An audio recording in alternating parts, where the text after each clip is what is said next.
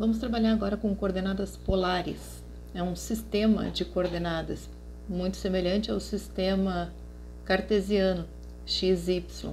E a gente vai ver, inclusive, as relações entre o sistema cartesiano e o sistema de coordenadas polares. No sistema cartesiano, qualquer ponto fica bem conhecido quando a gente conhece o valor da abscissa, o x, e da ordenada y. Então, o par ordenado define um ponto no plano. E esse par ordenado são os valores do x e do y. No sistema polar, nós vamos definir um ponto conhecendo um ângulo e uma distância. A nossa origem do sistema cartesiano, o 0, 0, no sistema polar, ele vai se chamar polo. Tá? Então, a origem do sistema cartesiano coincide com o ponto que nós chamamos de polo no sistema de coordenadas polares. Então, veja. Fazendo o nosso plano cartesiano, representado pelo sistema cartesiano x e y, a origem do x e y é o ponto que nós vamos chamar de polo. Um ponto P qualquer, nesse nosso novo sistema polar, ele vai ser representado por um par ordenado. É preciso que eu calcule a distância desse ponto P até o polo, e eu vou chamar de R, portanto, a abscissa do meu ponto P vai ser o R, e que eu tenha conhecido o ângulo formado entre o eixo x, no sentido positivo do ciclo trigonométrico, que é o anti-horário, em relação a essa distância que estamos chamando de r. Então, essa medida desse ângulo, que nós vamos chamar de θ, vai corresponder à ordenada do ponto. Então, o ponto fica definido pelo par ordenado r e θ. Extraindo as relações trigonométricas existentes entre r, θ, x e y, nós temos que o cosseno do θ, que é o cateto adjacente, x, sobre a hipotenusa, que é r, o que implica que o x vai ser igual ao valor do r vezes o cosseno θ, e o seno, que é o cateto oposto, neste caso o y, sobre a hipotenusa, que é o r. Portanto, y é igual a r seno θ. Além do mais, se nós elevarmos estas equações ao quadrado e efetuarmos a soma delas, nós vamos ter que x ao quadrado mais y ao quadrado é igual ao raio ao quadrado. Então, ficam as relações entre o sistema cartesiano xy e o sistema polar rθ. X é igual a r cosseno θ, y é igual a r seno θ, e x ao quadrado mais y ao quadrado é igual a r ao quadrado. Duas outras informações importantes que precisamos inserir aqui é que, como o r trata de uma distância, é preciso que ele seja sempre positivo ou, no mínimo, igual a zero. E o θ, ele vai ser um valor compreendido em torno de 0 a 2π, que seria todo o ciclo completo. Vamos aprender a localizar, então, um ponto no sistema cartesiano e no sistema polar. Se o ponto é o par ordenado 1, 2 no sistema cartesiano, a gente precisa marcar uma unidade no eixo das abscissas e 2 unidades no eixo das ordenadas. Então, encontramos esse ponto pela interseção de x igual a 1 com y igual a 2, e o meu ponto fica representado pelo par 1, 2.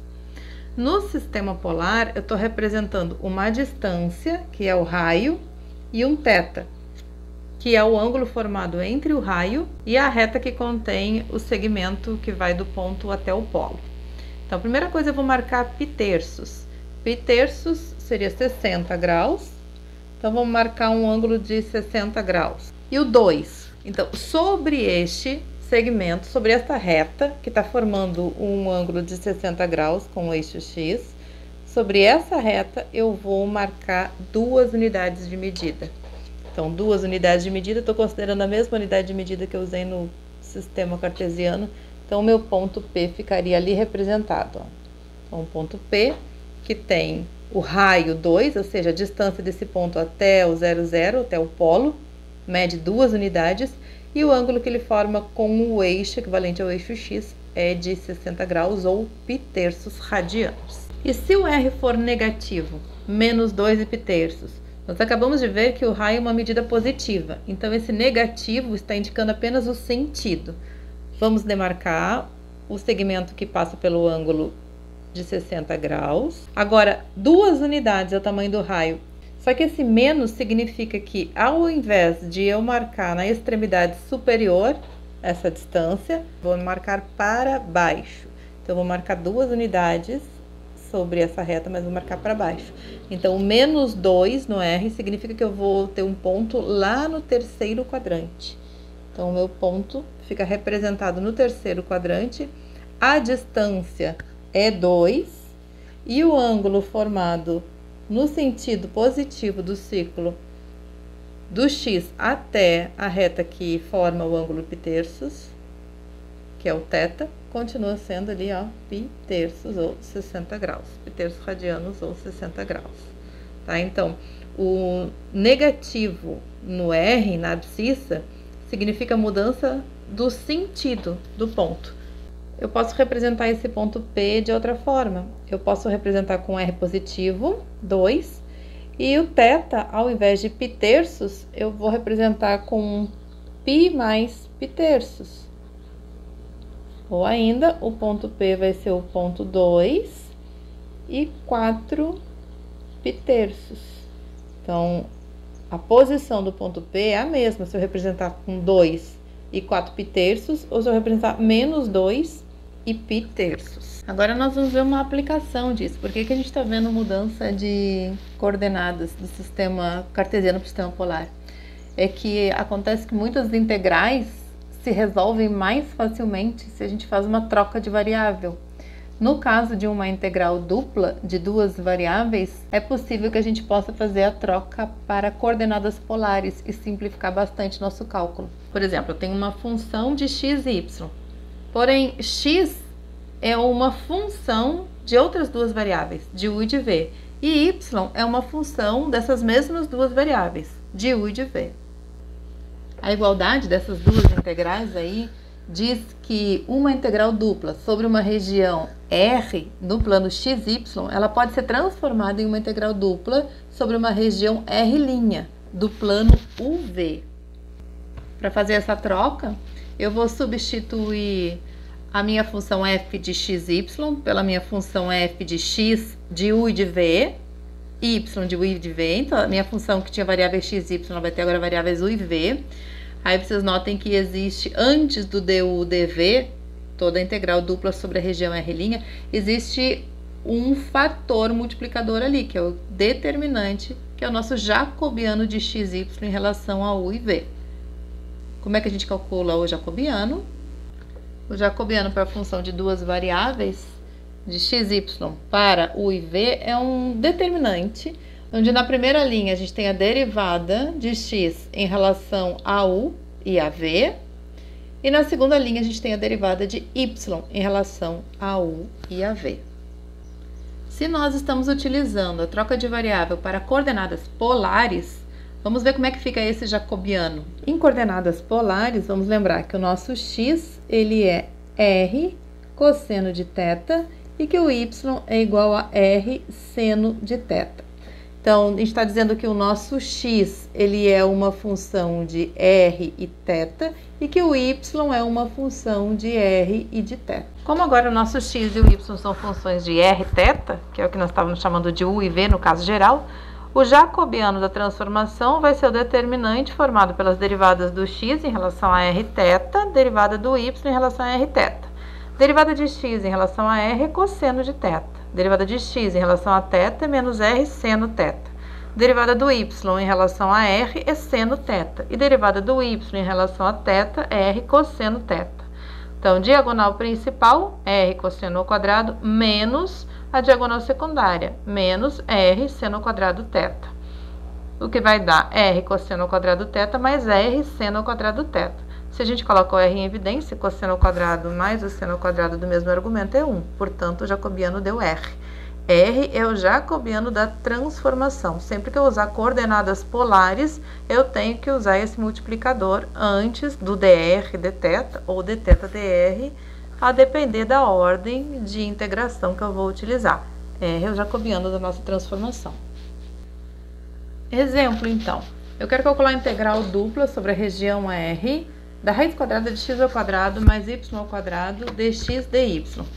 R é o círculo de centro na origem e raio 2. Se eu fosse usar coordenadas cartesianas, eu precisaria equacionar essa circunferência com centro na origem, x² mais y² igual a 4.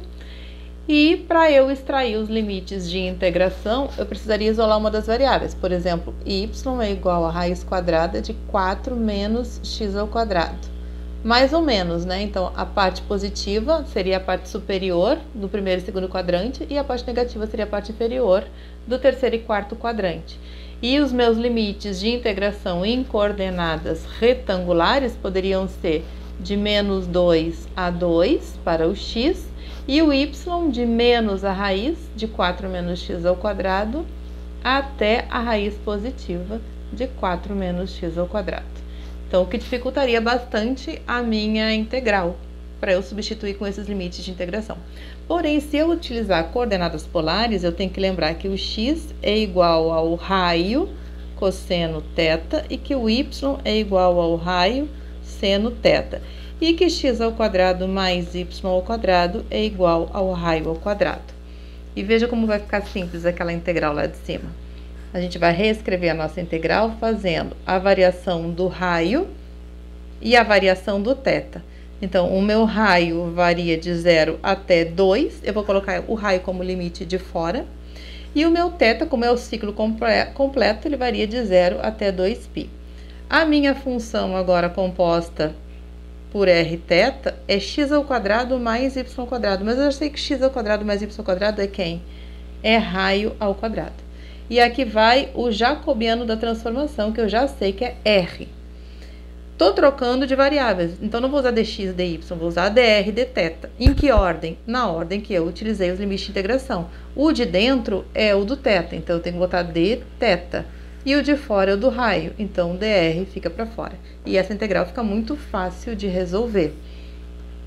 Antes de resolver, eu vou só organizar de 0 a 2π, então, ó, raiz quadrada de r ao quadrado é r, vezes o r do jacobiano, a gente ficou com r ao quadrado, dθ, dr. Então, integrando em θ, eu fico de 0 a 2, r ao quadrado de θ vai ficar r ao quadrado θ, que eu vou substituir por 0 a 2π, dr.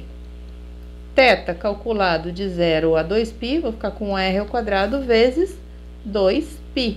E o restante integro em R. 2π é minha constante, posso colocar fora da integral. E a integral de R ao quadrado dr é R ao cubo sobre 3, que eu tenho que calcular de 0 até 2.